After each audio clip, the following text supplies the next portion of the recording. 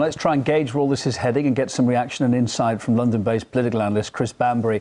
Hi there, Chris. Do you think the EU will go ahead with imposing this oil embargo against Iran in full at the end of the day, despite these threats that we're still hearing from Tehran that they will block the vital Strait of Hormuz in response?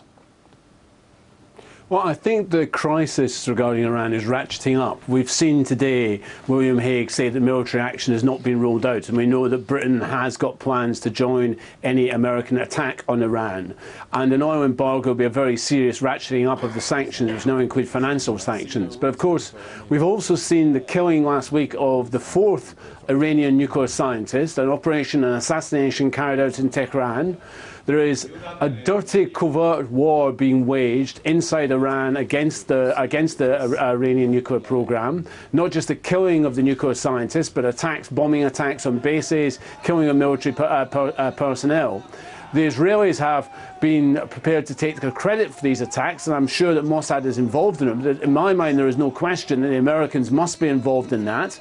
They have committed millions of dollars to destabilising the Iranian regime. They're arming ethnic groups along the borders of Iran to carry out attacks on the country. We know both Israel and America are recruiting agents in Kurdish Iraq. And I'm sure that Britain is trailing along behind that, given that's Britain's historical role.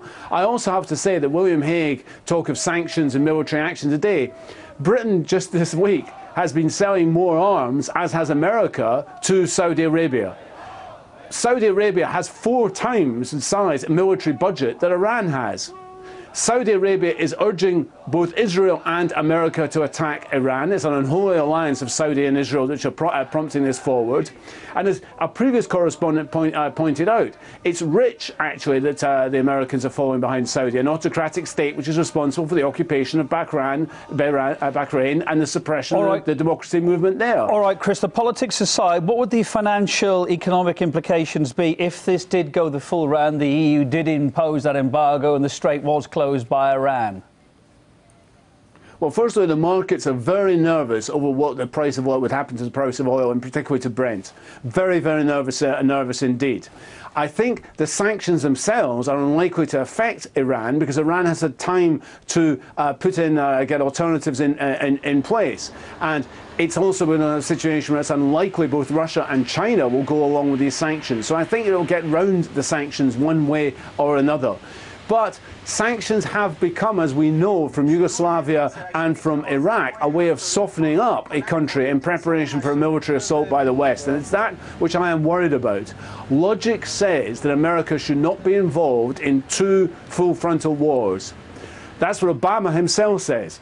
Yet it is involved in a covert war in Iran. It is involved in Syria, and the Syrian conflict is becoming enmeshed as this because America see overthrowing the Assad regime as removing one of Iran's key allies. Once you become involved in this sort of covert war, then as we know from history and America's own history, it's very easy to slide into an open war. So where do you the sorts of assassination operations... We're running a bit short of time. Where do you think this is heading? If the international community does want to make sure Iran doesn't ever develop a nuclear weapon, what other options are there besides these tough sanctions we're already seeing and/or an all-out military assault? I mean, is there anything else that could be done? Well, I think obviously the Israelis are talking about an attack on the nuclear program. They would like to take it out. I don't think they have the capacity to carry out more than a one-off attack. It would be up to the Americans to carry out that attack. Any attack would lead to conventional warfare in a region which is already the world's trouble spot, and it would go over into other countries, into Iraq and Lebanon. I actually believe now that such an attack is likely because I think the logic which is applied here is moving in that direction. And any mistake, for instance, if CIA operatives or Israeli operatives are captured in Tehran, and there must be spy organisations working there to carry out these assassinations, could easily trigger an open conflict. And sanctions are just a continuing racking up of this process. So therefore, in the last 6 months, I think there is a logic moving towards a military conflict, which must frighten people across the globe. It certainly frightens me. What about the argument, I'm sure I know what you're going to say about this, what about the argument that if Iran did have a nuclear deterrent, that would arguably make the region more stable and balanced, given that Israel is currently the only, allegedly, but we think it is, nuclear power there, albeit this undeclared one? Well, of course, Israel does not sign up to treaties which Iran has signed. Israel does not allow atomic energy inspectors in to look at its missiles, which Iran does do. There is double standards here, and Britain or France, of course, provided the means for Israel to get its secret nuclear program in place.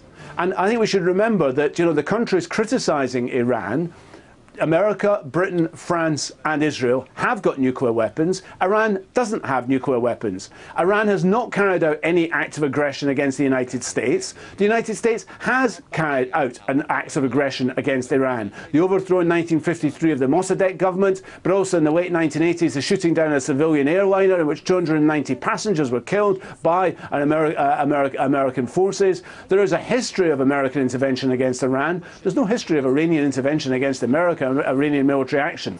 So we've got double bookkeeping here, as usual with the United States and Britain, and the charge of hypocrisy once more leaps to mind. From London, Chris Bambury, political analyst, thank you very much for your thoughts.